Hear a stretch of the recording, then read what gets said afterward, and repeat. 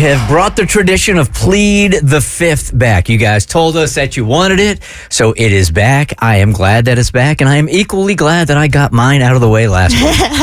It is Kristin's turn to be in the hot seat this morning. If you are new around here, Plead the Fifth is we have all submitted what are supposed to be anonymous questions for the one person that is in the hot seat. They are uncomfortable. They are cringeworthy. For me and Mo, the goal has always been get through all five. Never plead the fifth. Never plead the fifth. That is not my goal today. Never let them see the fifth. Never. Yeah, based on the one I did last week, I wish I would have. Yeah, no. I don't know if I've ever done a plead the fifth where I haven't pled the fifth. Is that right? It's there. Why not use it? It's a nice safety net, right? Yeah, absolutely. But they are designed to be cringeworthy and put that person in an uncomfortable situation, and you got one chance to back out of a really difficult question.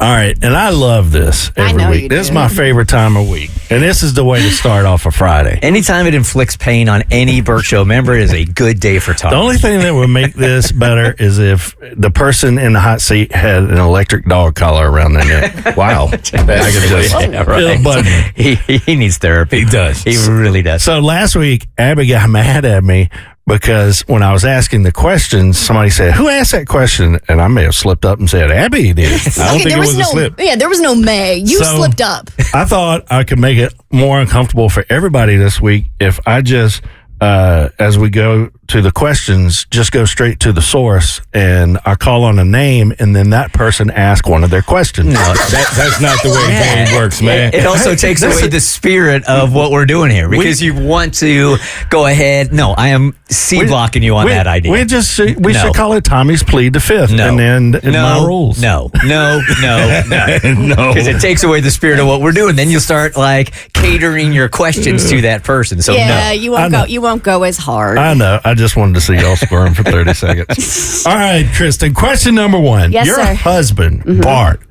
is a religious listener of this show. He is. He always has his earbuds in. And during the time that we are live, he is listening because we often get comments when things go wrong. So we know he's listening. But the thing I want to know this morning is who is Bart's least favorite member of the Bert Show? That's the one we're starting with, huh?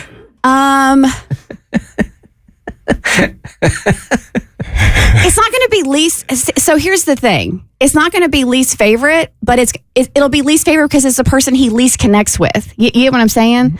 Like, he's not going to connect with the 27-year-old female going through dating woes. So he hates Abby. Just say he doesn't like me, Kristin. No, absolutely not.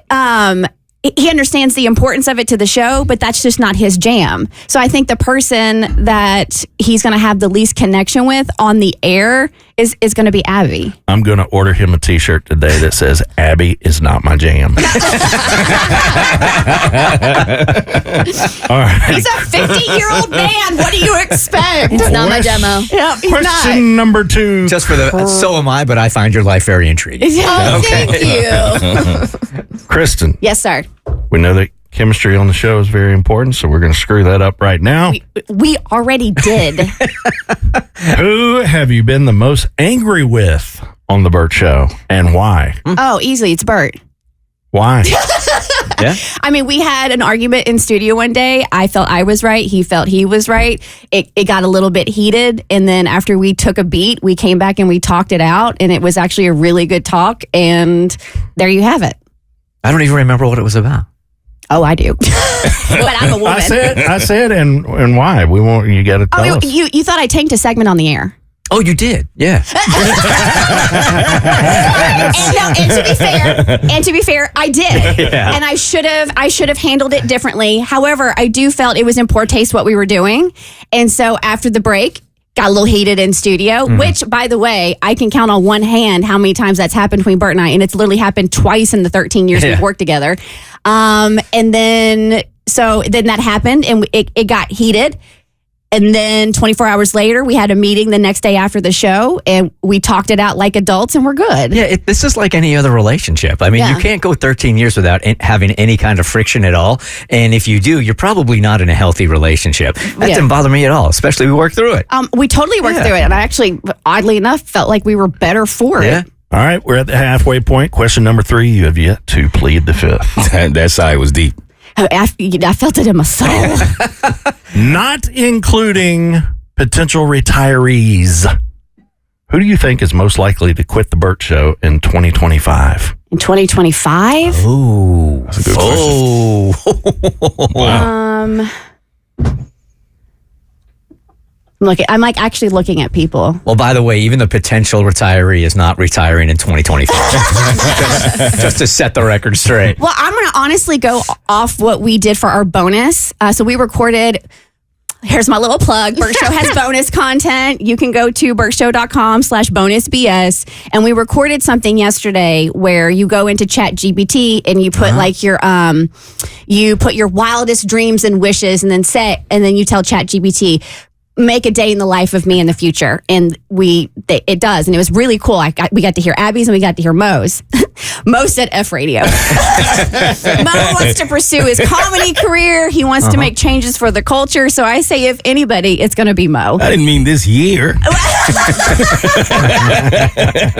All right. So I've pissed off Abby. I pissed off Mo. I pissed off Bert. Who are we going to go for next? So far, your work is done here, Tommy. I know. All right, question number 4. Now, Bert, I know, can I ask a question about poop? Yeah, sure. All right, because I love this question. We know you weigh yourself before and after pooping because Only that's going to be a big one. you've told us. Yes. What's the biggest dump you've ever taken, and how many pounds was it? It was in a hotel room and it was 1.5 pounds. You remember exactly where it was and yes. the amount. Yes, Wow. yeah. Wow. She's like a Hall of Fame quarterback. Knowing exactly his best touchdown ever, right? It was February of 2020. I remember it like it was yesterday. What did you eat? You were like one of those snakes ate, one of those little boys in the Amazon. I'm telling you, I've been chasing that high ever since. I've been trying to beat that number and I've yet to do it. You are the straight. And the fact there was a scale in the hotel room. It was right next to the toilet. And I think that's what started my fascination of doing it.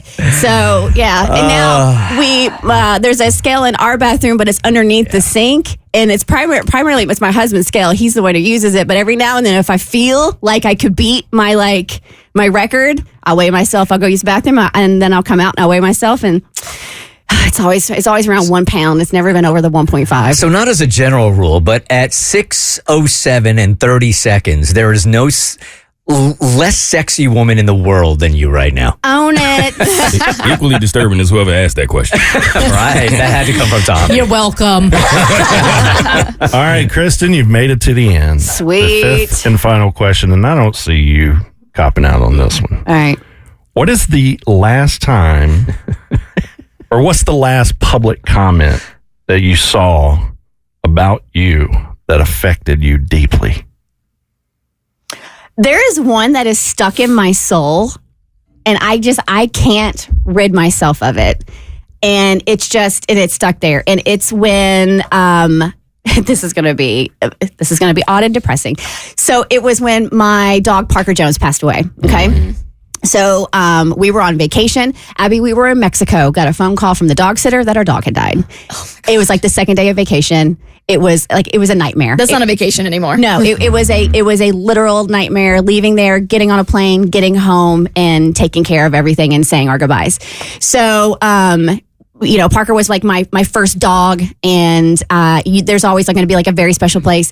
So we have our other dog, Leroy, who has anxiety, and he has to be with another heartbeat. So we knew we were going to have to get another dog, didn't know how soon. We got another dog. We got Willie, and it was like, I don't know, like 6 weeks, something like that, after Parker had passed away. And I posted about Willie, and somebody commented about how tacky it was, and that I never really loved Parker. If I got it was a really heinous comment about our choice to get another dog so soon after Parker passed away, and I didn't do him justice by grieving him properly, something like that.